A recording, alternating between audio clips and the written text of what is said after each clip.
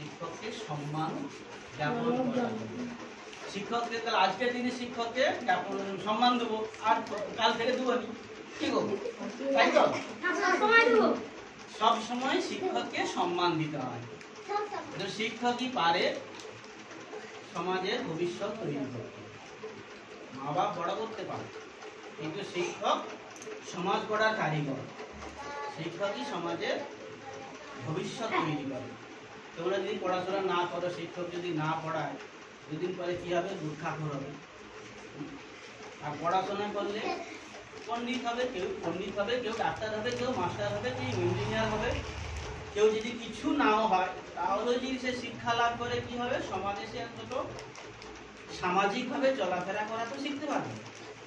মূর্খ হয়ে থাকবে।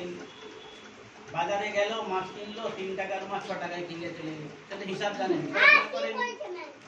তাহলে শিক্ষক করে আমাদের ভবিষ্যৎ জীবন তৈরি করে। কি বলছে শোনো, কথা বলো। সম্মান দেওয়া উচিত।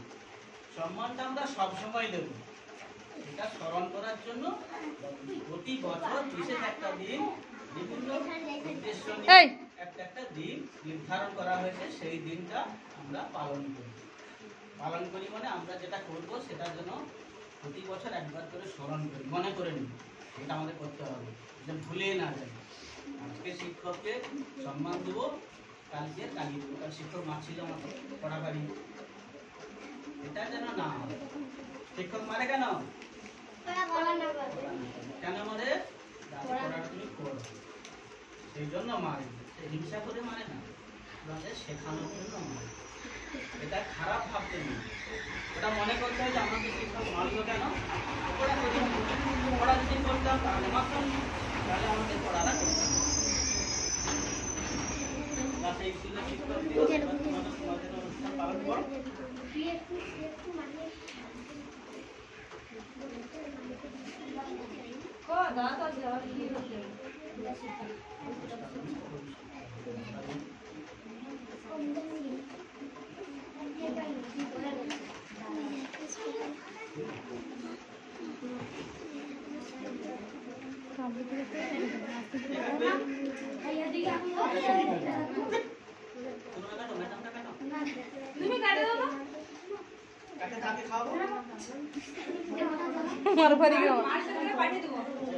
মারফাদিকে দিয়ে দাও।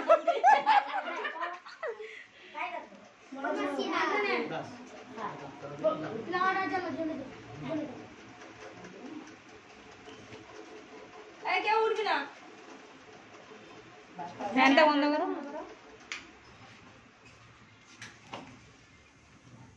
আরে লাইটটা তুলো একটু, বাকিটা একটু তুলো।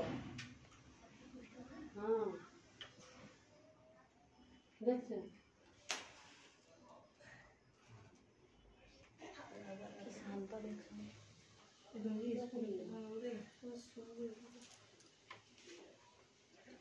এরকম যদি পরীক্ষার সময় পেতো তারা মূল ব্যাটাটা শান্তি পেত। এই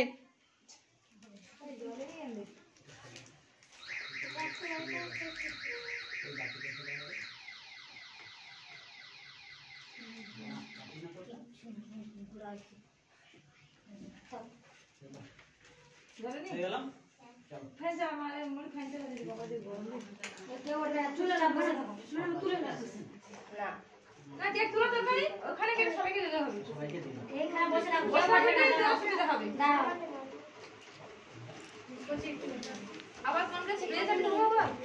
না আমার গায়ে পড়বে না, কে কে পড়বে? কে কে দেবো না, দাদা আই কে কে কাটে।